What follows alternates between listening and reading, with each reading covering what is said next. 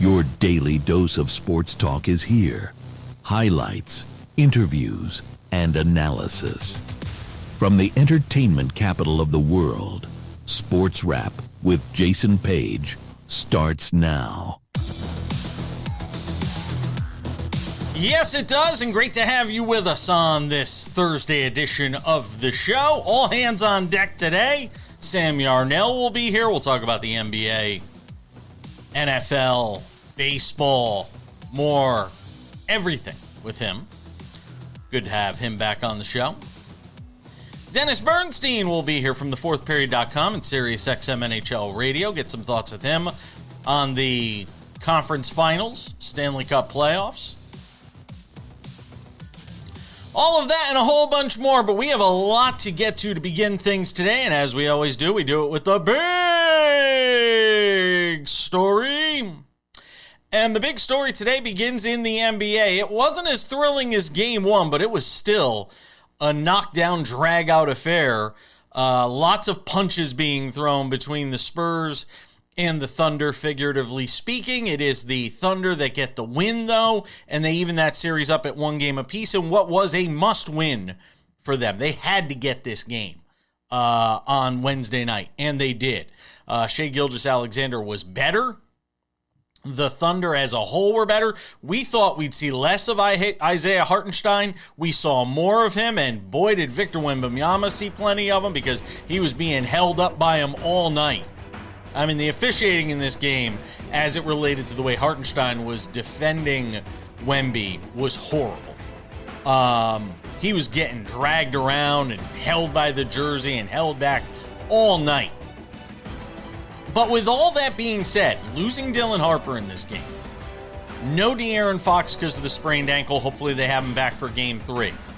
Dylan Harper, the hamstring injury, that is going to be worth watching. I don't know if people realize how valuable he is to this team. His ability not just to get to the basket, but finish at the basket. We'll see what happens there. But now you have a series that's, a best of 5. And the Spurs have home court advantage for that best of 5. And I still think San Antonio wins this series. I really do. I thought they'd win before the series started. I think they win through the first 2 games of this series. Watch the way Oklahoma City lands knockout blow after knockout blow against so many teams in this league. The one team they cannot put away is the Spurs. Even on a night where the Spurs struggled at times, they always came back in this game. I can't wait to see that Game 3 atmosphere on Friday night out in San Antonio, and what is going to be I hope, a 7-game thriller all the way. Big story number 1. But again, keep an eye on the Dylan Harper story. That's going to be worth watching here over the next 36 hours or so. What is his status, not just for Game 3, but maybe the rest of the series, potentially the rest of the postseason when you're talking about a hamstring injury. It depends on what grade of hamstring injury we're looking at here. Big story number 2. Aaron Rodgers is coming back for 1 more year. And I can't for the life of me, and I talked about this yesterday in a SportsWrap short on this. If you're not already doing so, follow us on YouTube for SportsWrap shorts.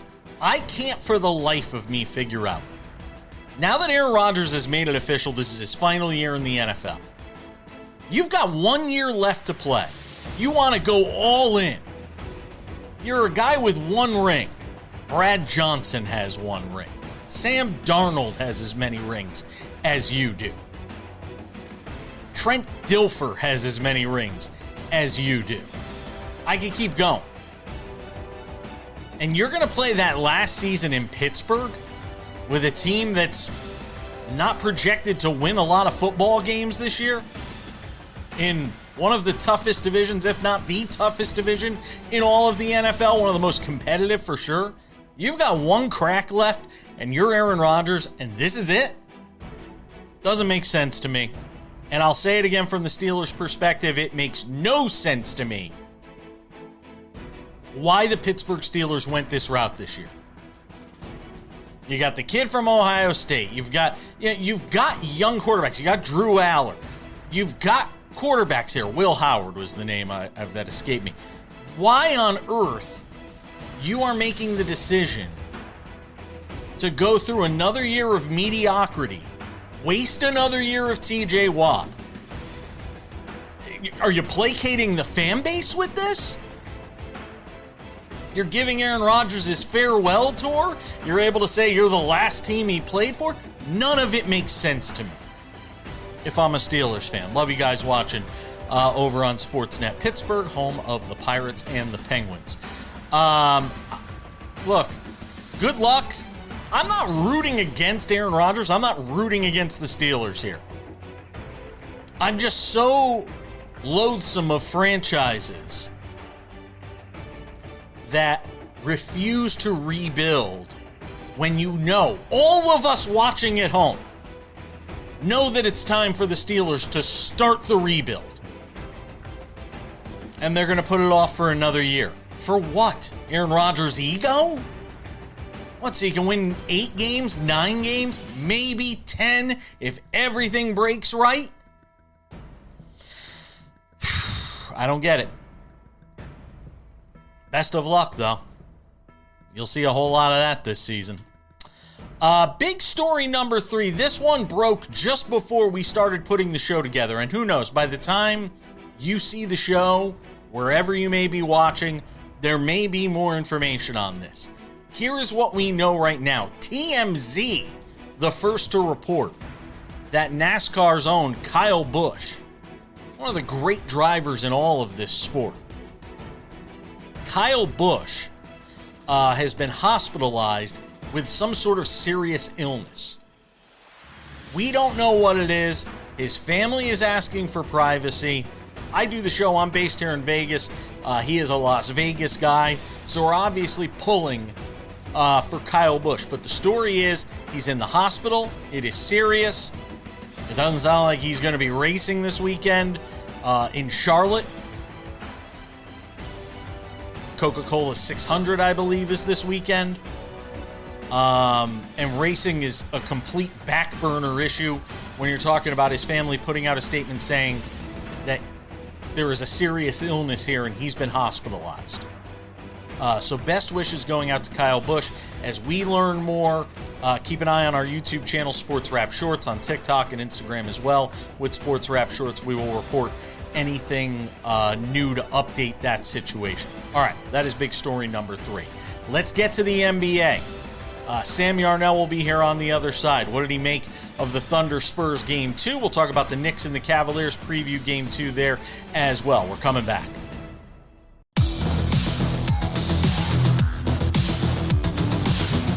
Welcome back to the show.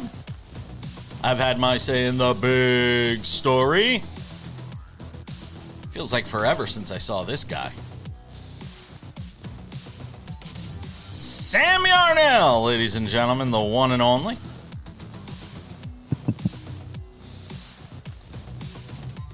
Lot to talk about with him. Aaron Rodgers, we'll get to that coming up in 10 minutes, but let's talk about the NBA.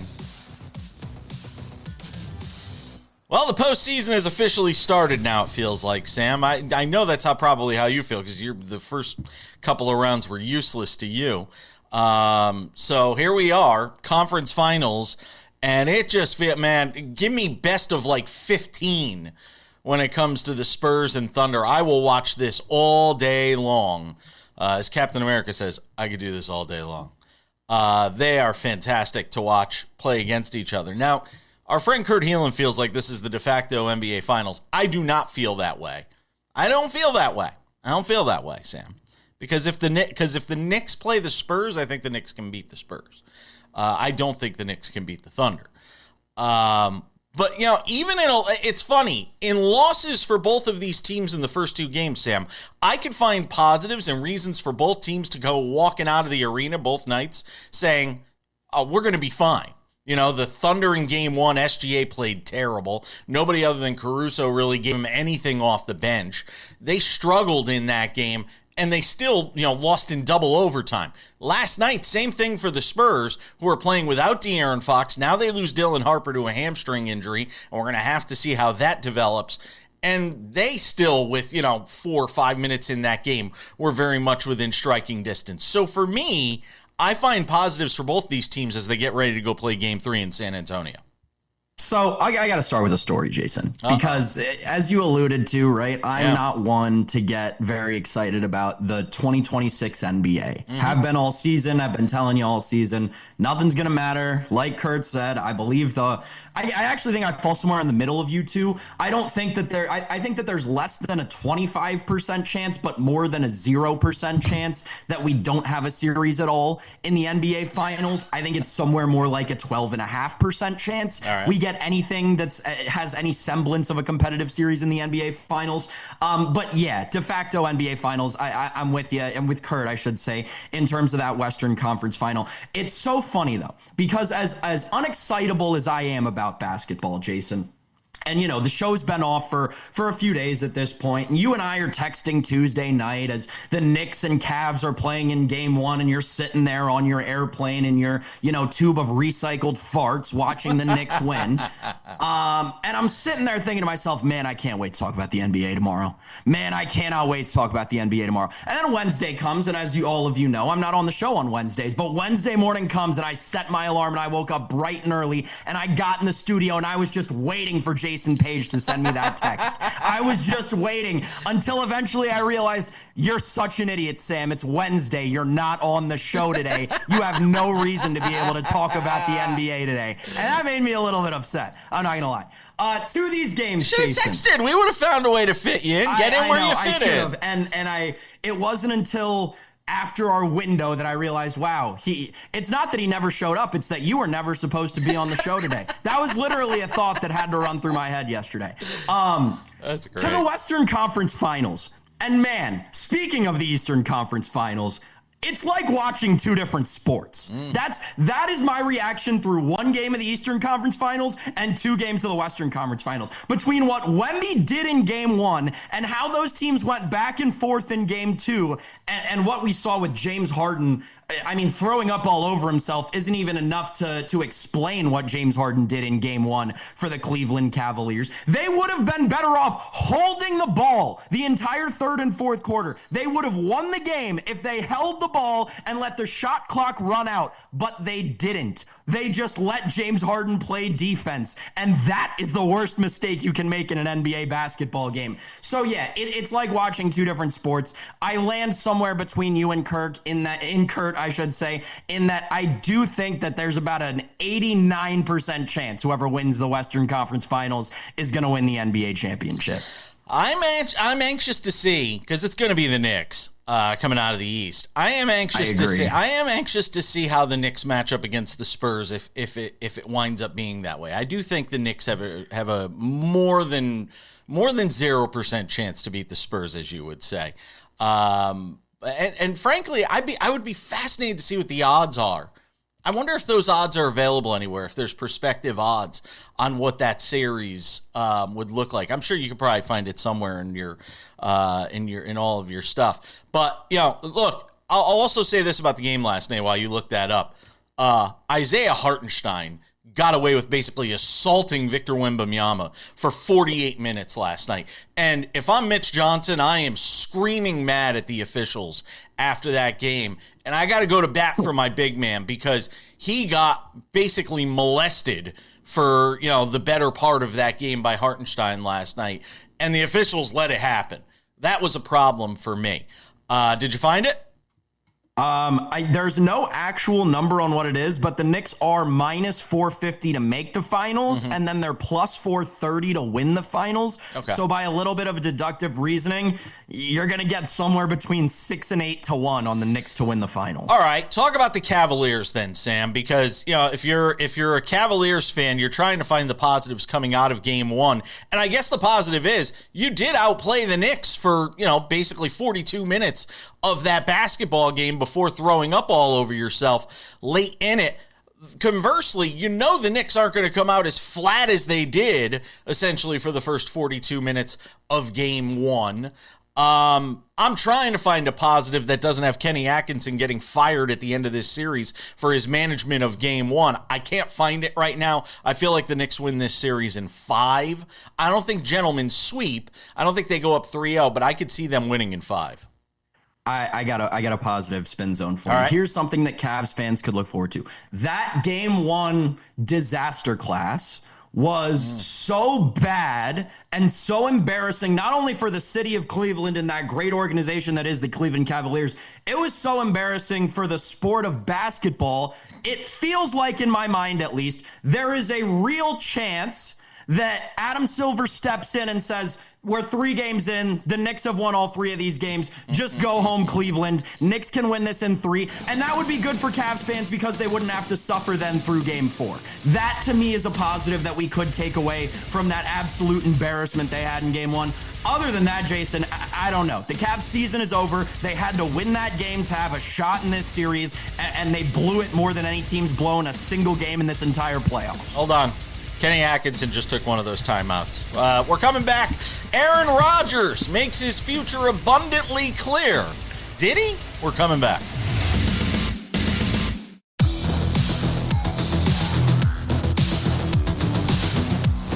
Dennis Bernstein of the fourthperiod.com and SiriusXM NHL Radio joins us in 10 minutes. Get his thoughts on the conference finals. I told you when they were 9-1 to go run and place your bets on the Golden Knights to win the Stanley Cup. Didn't listen to me. Now they're up 1-0 on the Lanch. Can we call them the Lanch? Am I the only one that calls them the Lanch? Maybe. No one calls them the Lanch. Yeah. Avs, fine. Yeah, Lanch, I call them no. the Lanch. Sam Yarnell. The Golden Knights up 1-0 in that series. We get Dennis's thoughts on that coming up in a few minutes. So, and sorry about your Sabres, by the way. My condolences. It was a great season, great run. They'll be back next year. Bigger and better things to come for Buffalo Sabres hockey, Sam Yarnell. I hope so. Yeah. I hope so. I know. Yeah, it hurts. I mean, a Buffalo sports fan always knows heartbreak like nothing else, right? Nothing like a Game 7 overtime to send you home for the first time in 15 plus years. Yeah, it's true. Hang in there, pal. So Aaron Rodgers surprised us all yesterday after we had already finished putting the show to bed. Wait, he's still around? Yeah, he's still around, 42. 22 in the league. Aaron Rodgers announcing that next season will be his last, Sam Yarnell. The 2026 season will be his last. He seemed pretty definitive in it. Seemed pretty comfortable with it. I've already made it clear how I feel about this entire situation, that, the Steelers are basically this, hamster wheel of mediocrity. They're essentially doing the same thing we're watching in another sport with the Warriors and sort of what they're doing, and just trying to run it back with different variations of the same thing. And in this case, it's Aaron Rodgers coming back for one more year. Instead of taking the Band-Aid off and telling your fans, you know what, there's going to be pain for a couple of years here. We're going to have to rebuild this thing. Wow. We know you guys are smart, and we're going to try and rebuild it. Instead, they're going to run it back next year. They're going to be a 9 or a 10 win team again, maybe be a wild card team. And regardless of whether it's Mike Tomlin or Mike McCarthy, the result will be the same, Sam. Holy crap. You just blew my mind a little bit with the Golden State Warriors thing. You just blew my mind a little bit when you make the Golden State Warriors comparison. Because, I mean, obviously outside of the rings, right, the one thing that matters to it all. And when you look at the comparison, it makes sense why Golden State did it. You do these kinds of things in basketball, it doesn't affect your Hall of Fame resume. You do these kinds of things in football, it does affect your Hall of Fame resume. And no former members of the Packers, of the Aaron Rodgers Packers, seem to care or accept that. But you're exactly right, Jason. I mean, you can draw the comparisons player to player. Devontae Adams is Klay Thompson. Sorry about it if any of that offends anyone. Devontae Adams is literally the Klay Thompson of the National Football League. Made somebody he played with exponentially better during their time together. He left and they were somehow both worse. It's crazy. Klay Thompson is Devontae Adams. I guess it's a real stretch you got to make to say Aaron Rodgers is Steph Curry, because Steph Curry was actually the best at one thing. Like, you can point to one aspect of the sport and say Steph Curry is the best of all time to do that. You can do that with absolutely nothing regarding Aaron Rodgers. there have been quarterbacks who throw better deep balls. There have been quarterbacks who are more accurate, and there have been quarterbacks who have thrown for more yards and touchdowns. Like, Aaron Rodgers doesn't quite fit the bill there. Fine. David Bakhtiari, I'm really sorry that I have to do this to you. You're Draymond Green. You refuse to leave even when the team needs you to, despite all these injuries and you providing absolutely nothing to your employer. David Bakhtiari, you are Draymond Green at this point. It's as simple as that. That is such an apt comparison, Jason. It really is a little bit mind-boggling. I'm not going to give too much time to this whole very stupid Aaron Rodgers is finally calling it one last ride. I do think it may be it's going to compete definitely for the stupidest narrative in the NFL this year. And that's a really hard award to win, people. Like, year in and year out, that is a very hard award to win. And we're potentially looking at Aaron Rodgers three-peating in that award. Elsewhere, I do think we all should note there are starting quarterback passing yard total lines out for the season. Aaron Rodgers has the second lowest season yards total among all quarterbacks listed, and that includes guys who aren't even supposed to start their season for their teams, like Fernando Mendoza. The only quarterback who has a lower prop than Aaron Rodgers right now, Bryce Young. Woof. What? Can I be contrarian for one moment? Please. All right. I'll be contrarian for one moment. And this is me being a contrarian just for the sake of being a contrarian. Because we saw Aaron Rodgers last year. He had happy feet in the pocket. He was getting rid of the football before he got hit. He didn't want to suffer that one last hit that turns out the lights. I will play contrarian and say, knowing that it's the final season, and he just goes all out, and he is willing to take those hits, and he's scrambling, and he's Aaron Rodgers of even 6 years ago, not 15 years ago, but 6 years ago, and able to do some things that maybe, just maybe, things are a little bit different from him from an offensive standpoint. I can't speak to how it all pans out for the team as a whole, but maybe that's the one argument that I can make, and that maybe being reunited with Mike McCarthy for this last run, the one guy he won a Super Bowl with, just maybe there could be something different. Again, our friends watching on Sportsnet Pittsburgh, I'm trying to give you something here. It's an olive branch from me. Don't snap it in half. I'm trying to give you something here because otherwise I'm stuck back at my default position, which is the Steelers as an organization unwilling to rebuild, and it's going to be a longer rebuild as a result. Yeah, you hit the nail on the head there at the end. That's exactly the problem. I'm sorry, Steelers fans watching the show. Your ownership group refuses to have a season where they win 4 games, and that's going to prevent them from ever having a season again where they win 14 games. It's as simple as that at this point. You're going to roll out Jeremy Bernard as your third receiver on opening day. Like Jeremy Bernard was great at Alabama. He's not a wide receiver 3 in the NFL week 1. You brought in Mike McCarthy, who's an offensive coach, when the defense is the sticking point of that team. All the best players are on the defense. It's utter confusion going on in Pittsburgh, Jason. It's a complete and total mess. And again, the one question I asked yesterday in the SportsWrap short I made is, if you are Aaron Rodgers and you've got one season left to play, it's like the death row meal question that I like to ask people. It's a good point. If you've got a death row meal, you're not getting McDonald's unless you're a real diehard McDonald's fan. You're going to get, the steak, the filet mignon, the mashed potatoes, all that stuff. You're Aaron Rodgers, and it's like if somebody said this is your death row meal, and you chose Sonic. Like, I don't get it. It doesn't make sense to me. By the way, win total on FanDuel, 7.5 wins is the number over on FanDuel, and it's juiced to the over right now, minus 135. Plus 115 for under 7.5 wins. I'd play it, and I don't even have their schedule right in front of me. And I still think it's over, because I think they probably win 9 games. Because that's sort of where we are. Dennis Bernstein joins us next.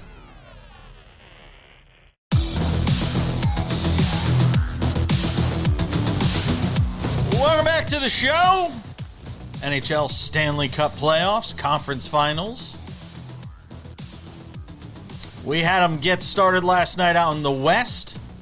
Listen, I said a week ago that the Vegas Golden Knights, who were going off at like 10-1 to win the Stanley Cup, was the bet to make right now. Not because I think they're going to win the Stanley Cup, but it's the best value you could get. Beat the Avalanche last night. Let's bring in Dennis Bernstein, the fourthperiod.com, SiriusXM, NHL Radio. Does a great job always. What jumped off the page for you from game one in this Golden Knights win? Shows how invaluable Cale Makar is to the Colorado Avalanche. That's a huge part that's missing for them. Vegas played the road game they had to play, Jason. They were effective on the power play. They controlled play. They got out to an early lead. They won the special teams battle. They fended off a late rush. It was a really, really nice win. But the Makar missing changed the entire formula for Colorado. Their zone exits weren't as clean. There wasn't secondary pressure with respect to the blue line. It's a major, major injury. But you know what? Vegas has injuries too. Mark Stone's a very important player, but that's a classic road win for a team that's very experienced on the road. And now Colorado's in trouble. They have to win game 2 at this point in time, but that's a nice win. Carter Hart was the story. A lot of saves, and it's a different team. You know, when you talk about Vegas and the way they struggled all season, add Carter Hart, who's very effective in net, and add William Karlsson, who puts Mitch Marner back on the wing. This is a deep, dangerous team right now. Now that we've had enough of a sampling of Vegas under John Tortorella, what is if there's any one thing that stands out to you in terms of how this team looked under Cassidy versus how they look under Tortorella? What is it to you? Well, it's funny how a coach gets better when a goalie makes saves. It's as simple as that. Aiden Hill had a subpar season. Pierre Schmidt wasn't the answer. Now, they have been more aggressive. I think it was an attitude change. And here, the reality is that Bruce Cassidy wears on players. He does. And after a while, the message gets lost and the players don't play as hard. And I think that's what happened. And so Torts got their attention, and certainly the whole team got their attention. When you fire a guy who won a cup in that city with a couple of weeks left in the season, you want to get your team's attention. They got the attention. They're back on board. They're a little bit more aggressive with respect to their forecheck. But again, I think it's just the fact that a healthy William Karlsson really helps out their spine at center.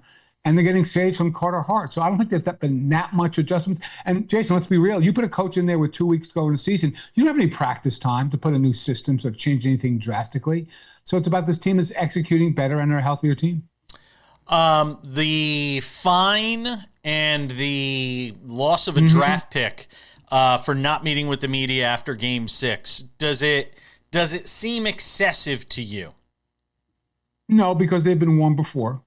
And they want to do it. And plus, like in the moment, the context of, look, if they had lost that game in overtime and the series was over, that's fine. They won, Jason. They won the game. They won the series. Like, oh, the bus is leaving in 10 minutes. For what? You're not playing for another week. It was the wrong thing to do.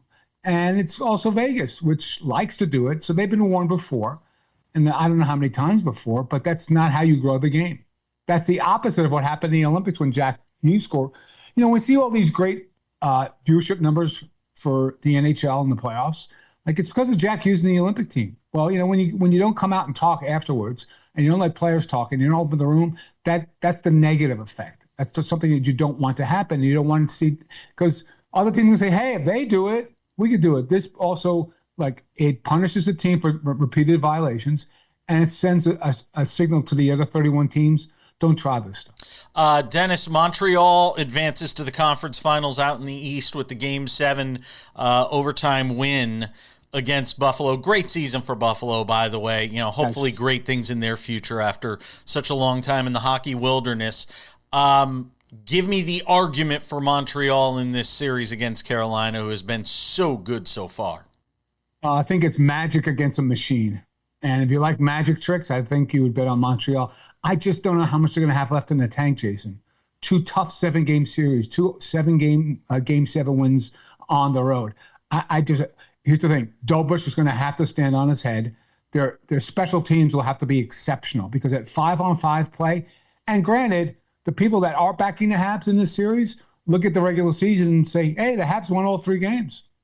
Different game now, Jason. You watch Carolina play in the playoffs. You watch those 8 games that they won. They're 8-0. Now, granted, Ottawa and Philadelphia, it's not murderer's row. It's not murderer's row. It's not murderer's row. So I would say special teams, goaltending, and a little bit more magic, and they'll have to play better at home.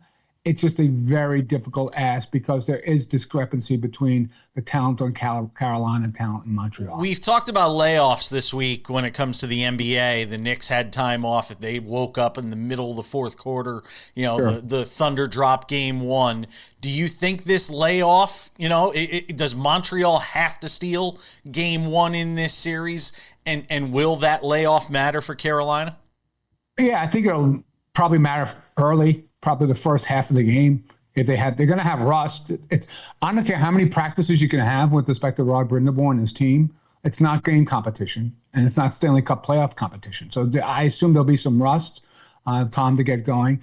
Do they have to steal this one? No, they have to steal one of the two.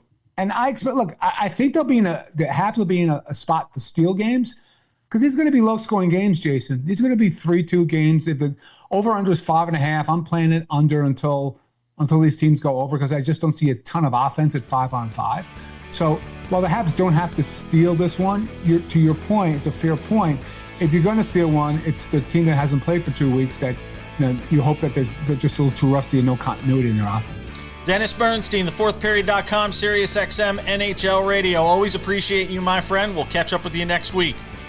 Likewise, JP. Thanks for the time. We're coming back with more Sports Wrap on this Thursday. Don't go anywhere.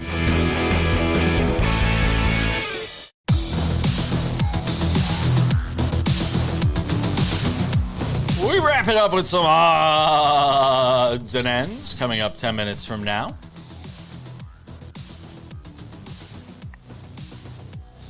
All right, Sam Yarnell. Water is wet, and the Chiefs have somebody in legal trouble. It's the same guy that's been in legal trouble for them, Rashee Rice. He's going to have to do 30 days in jail. I briefly touched on this yesterday, but I wanted to allow you to weigh in. I just wonder at what point as an organization, if you're Kansas City, you just decide to say, you know what, this isn't worth it. Juice isn't worth the squeeze. The headache isn't worth it. But apparently they haven't reached that point yet. He's got to have surgery, or he had surgery on his knee. He's going to miss a lot of the offseason anyway, so it's not like he's missing any significant time. He'll just be able to work on his physique in jail, get buff. That's what I would do if I was in jail for 30 days. I told people the story yesterday. I did 10 hours in a jail cell once, and I did 10 hours in a jail cell. The whitest possible sentence that could come out of your mouth, man. The whitest possible sentence that could come out of your mouth. Biggest misunderstanding. It wasn't anything. I didn't do anything crazy. I'm not on any registry or anything. You're all safe. But I had 10 hours in a jail cell, and I said if I had to do any sort of hard time, it'd be a wrap. It'd be an Epstein for me. I'd be, and I mean the end of Epstein, not all the other goes stuff. off the rails. Yeah. But I mean, for Rashee Rice, maybe this is something that turns him around. 30 days in jail, maybe that's something that gets the message through to him. Because 30 days doesn't seem like a lot to you and me, but it's like when somebody says somebody's having minor surgery. Yeah, it's minor surgery. It's still surgery, and it's not on you. 30 days in jail might turn him around a little bit. No? Yeah, this is this is crazy. Rashee Rice should not be playing in the National Football League. I don't care whether it turns him around or not. There's a guy who cannot seem to keep his nose out of trouble. And listen, I know Matt Verderame comes on the show a lot. Mm-hmm. The Kansas City Chiefs are an organization that employs these kinds of people. They're known for it. They're known in league circles for it. Someone gets caught up doing something in the league, and people who actually work in football say, well, he'll be on the Chiefs in a couple of months. This is just, the Chiefs are now becoming synonymous with, bad people. I'm sorry. The Chiefs are becoming synonymous with the worst of the worst players in terms of human beings in the National Football League. And that's fine if you're Clark Hunt and you don't care because, quite frankly, you won a couple of rings a few years ago and your team's been slipping out of relevancy ever since. But it doesn't matter that you're just going to keep giving millions and millions and millions and millions of dollars to guys who are spending months of the offseason in jail. This is the craziest thing to me. This is the only profession in the world, the only profession in the world where you can leave your job for a month so that you can go serve time in a penitentiary and come back and have nothing act like it happened, have complete and total job security, is the National freaking Football League, man. It's gotten so ridiculous to this point, and Rashee Rice is just the latest example of a Kansas City Chief who can't keep his head screwed on straight and ends up in off-season prison. In other news, Fernando Mendoza is apparently impressing his staff over there in Las Vegas, or I should say over here, because we are based in Las Vegas. I know, over there. Well, it's over there in Henderson, which is only about like 20 minutes from where I am. But you won't see me out there at Raiders camp. So, I mean, you've got Fernando Mendoza, who's working out. Kirk Cousins, it sounds like, is going to be the week 1 starter for the Raiders, according to Clint Kubiak. And, you sort of look at, the direction that the Raiders are doing this. They want to do it right when it comes to Mendoza. There's no reason to throw him into the fire week 1. They've got him practicing with the rookies and taking reps with the rookies, and they're letting Kirk Cousins sort of do his thing on the side. I still ask the question, not that I think this will happen, because I don't think the roster is necessarily at that point yet. What if they're winning games with Kirk Cousins? Is it conceivable that Mendoza doesn't really get an opportunity at some point this year? Or do they just wait for that first opportunity where Cousins has a bad game, they get blown out, the fan base is getting restless, and they use that as the opportunity to get Mendoza in? Over under on how many games Kirk Cousins starts before Fernando Mendoza is the starter, Sam Yarnell? Oh, that's tough. Yeah, that's a tougher question. It is. I, like you, and comfortable saying I think he's going to start week 1, but the reports are like they're loving Mendoza, and Mendoza's growing the way they need him to. I don't know, Jason. I think it's like 3.5. But what I will say about Las Vegas, and this is one where, like, I know there have been a couple of teams that have done this in the past. I mean, even if you want to draw it out over like the past 10 years, there have been a few teams who have done this with this kind of situation where, you have a journeyman quarterback who's had some recent success in the NFL, but also some question marks around him recently, and then a highly touted draft prospect coming in. The one that comes straight to my mind is actually Josh Allen in his rookie year. Came in behind Tyrod Taylor and was not the Bills starter originally, week 1. I think Tyrod Taylor started the first 4 or 5 games of that season, Jason. I could see the same kind of thing happening here, but I think that the Raiders have been very, very, very careful about maintaining that relationship between those two guys so that when one does take over for the other, when Fernando does take over for Kirk, I don't think it's going to create any sort of rift in the locker room. I think that this, as stupid as it sounds to say in the National Football League, I think the Raiders this year are going to hold hands and sing Ring Around the Rosies more than any team. Raiders start with the Dolphins in Vegas, then at the Chargers, at the Saints, home for the Chiefs. That's the first 4 games for them. Could they be 2-2 coming out of that? I think it's conceivable. We'll have to wait and see. And then the Patriots in week 5 for them. So that's what you got for the Raiders. You set the number at 3.5. I'll take the over. I think I will too. I don't think he's going to start that Kansas City game. Odds and Ends is next.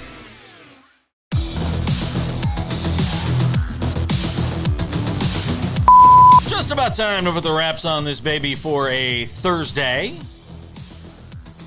Tino Patino will be here for tomorrow's show as NASCAR resumes its normal scheduling. I think they're in Charlotte this week. Usually the thing behind me says where it is because we always get that information there. Hey, CJ Cup is going on. There you go. Couple of reminders before we go.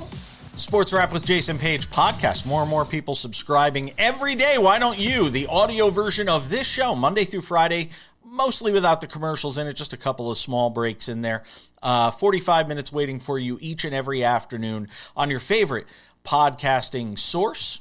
Spotify, Apple Podcasts, YouTube Podcasts, iHeartRadio, TuneIn, Odyssey, Amazon. Anywhere you get a podcast, you get a podcast, you get a podcast. Go and check that out today. Sports Wrap with Jason Page YouTube channel is the place to find all things Sports Wrap with Jason Page. The Monday through Friday TV version of the show, extended conversations, Sports Wrap Shorts. These are 1 to 3 minute long videos, news breaks. We jump in with it. I didn't have the stomach to do one last night after the Spurs lost to the Thunder. I just wasn't in the mood, and Salt and Straw was waiting for me, and I needed a milkshake, so we didn't do one last night after the game ended. True story, Sam. So that's the story about why you didn't get one after the game last night. SportsWrap shorts available on our YouTube channel, also available on our TikTok, SportsWrap Jason Page, also on our Instagram by that very same name, SportsWrap Jason Page. And now, without any further delay, on this Thursday edition of the show, it's time for some odds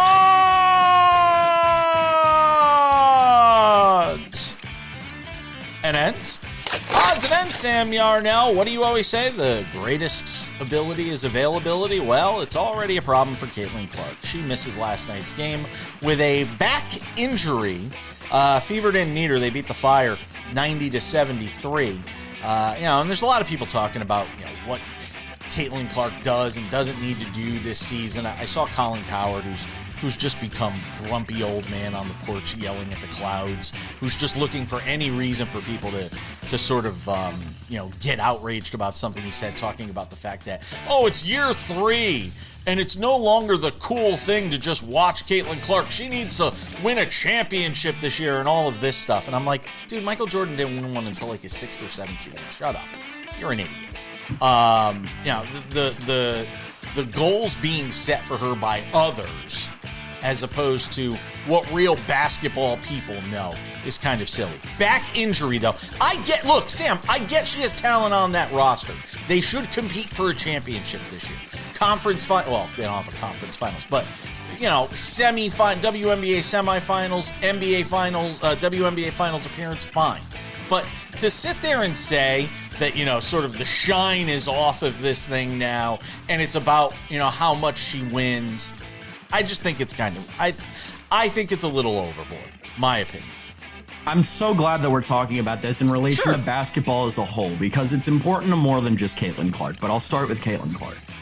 While she is great, after last season, there is room for this narrative to be born, right? When this comes 4 games into this season, there's room for this narrative to be born. Excluding this season, right? Because we're so early on into it, and we don't know what's going on with this injury and last night, and it messes the numbers up a lot. But if you just look at her first 2 seasons in the WNBA, Caitlin Clark missed almost 40% of her team's games. Mm-hmm. She missed 37.5% of her team's games. She missed more than, on average, 1 in every 3 Fever games since she was drafted there. That's not acceptable. And I'm sorry that I have to do this, especially coming off of last night, but I have to. The same has to be said about Victor Wembanyama.